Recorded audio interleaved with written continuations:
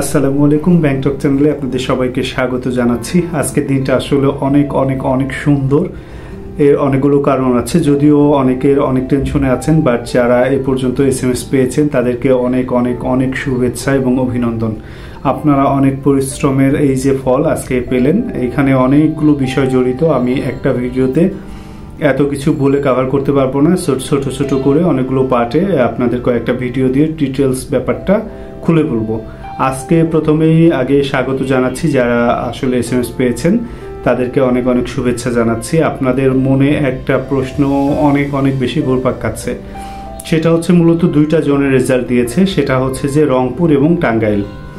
এখন প্রশ্ন হচ্ছে যে রংপুর এবং টাঙ্গাইলের সমস্ত তারিখে অর্থাৎ 11, 12, 13 তিনটা ডেটেরই ভাইবা রেজাল্ট দিয়েছে কিনা সেই সম্পর্কে প্রথমে একটু বলে নিই। সেটা হচ্ছে যে আমার কাছে আল্লাহ রহমতে আমার চ্যানেলে যারা আছেন তাদের অধিকাংশরই জব হয়েছে এবং আমার সাথে অনেকেই ডিরেক্ট কমিউনিকেশন রাখেন, তাদের অনেকেরই জব হয়েছে। অনেকে অনেকবার ফোন দিয়েছেন, আমি অনেকের ফোন ধরতে পারিনি, অনেকের এসএমএস এর উত্তর দিতে পারিনি, এজন্য আমি আন্তরিকভাবে ক্ষমাপ্রার্থী। কারণ হচ্ছে আমি নিজেও যেহেতু একজন ব্যাংকার, আপনারা জানেন আমি আসলে ব্যাংকে ছিলাম। সো আপনারা যখন মূলত 2:30টার দিকে 2:30 থেকে 3টার মধ্যে যে রেজাল্টটা হয়েছে, আমি আপনাদের সব ফোন কলস বা এসএমএস এর উত্তর দিতে পারিনি, এই জন্য আসলে আমি আবারও দুঃখ প্রকাশ করছি। এটা আমার আসলে কিছু করার ছিল না, বাট আমি অত্যন্ত খুশি হয়েছি এবং কয়েকজনের সাথে আমার কথা হয়েছে। আপনারা এনজয় করুন এবং সামনে অনেক আর ভালো সময় আসবে ইনশাল্লাহ। সো এখনকার সময়টা এনজয় করুন। আর যে সব ভাইরা আসলে মূলত রংপুর এবং টাঙ্গাইলে যারা অনেক টেনশনের মধ্যে আছেন, তাদের উদ্দেশ্যে কিছু কথা বলে নিই। সেটা হচ্ছে যে 11, 12, 13 এই 3 ডেটের সবাই এসএমএস পেয়েছেন কিনা ফাইনাল রেজাল্টের। আমার সাথে যে কয়জনের কথা হয়েছে তারা সবাই 11 তারিখের পরীক্ষার্থী ছিল, ভাইবা পরীক্ষার্থী ছিল, এবং যারা 11 তারিখের রেজাল্টটা আমি এখন পর্যন্ত আপডেট পেয়েছি। 12 এবং 13 তারিখে যারা ভাইবা দিয়েছেন টাঙ্গাইল এবং রংপুর থেকে, তারা এসএমএস পেয়েছেন, আমি একজনকেও পাইনি এখন পর্যন্ত। সো যেহেতু আমি মাত্রই অফিস থেকে বাসায় ফিরলাম, আমি সেইভাবে এখনো খোঁজখবর নিতে পারিনি।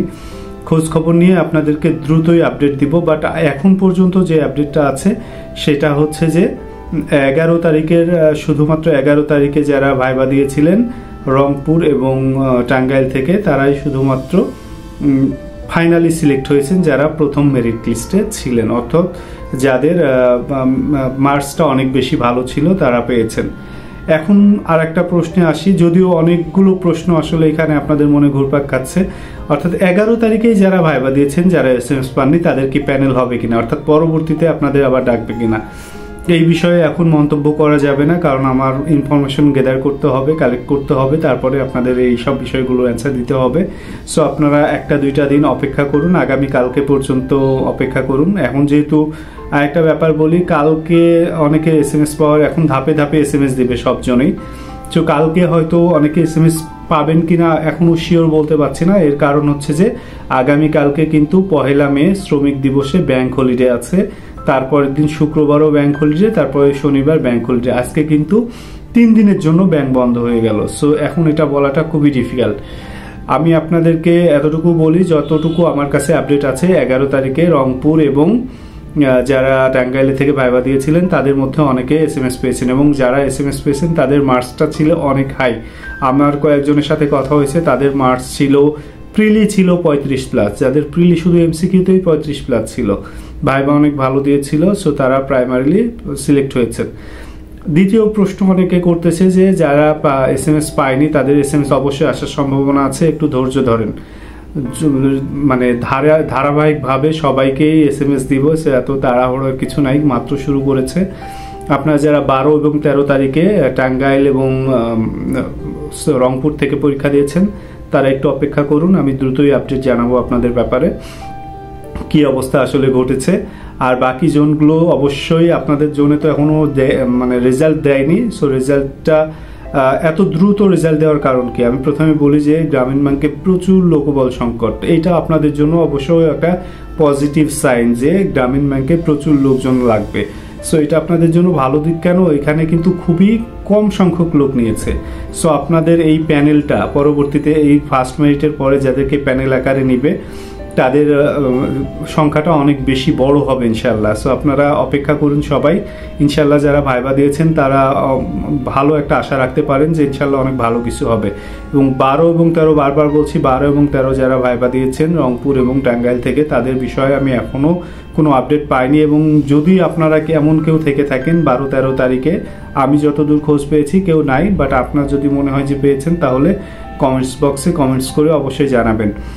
আর কোনো প্রশ্ন থাকলে আপনারা আপডেট করেন, একটা ভিডিওতে কভার করতে পারবো না সমস্ত ভিডিও, মানে লেয়ারে স্লটে বাকি সবগুলোর প্রশ্নের অ্যান্সার দিব।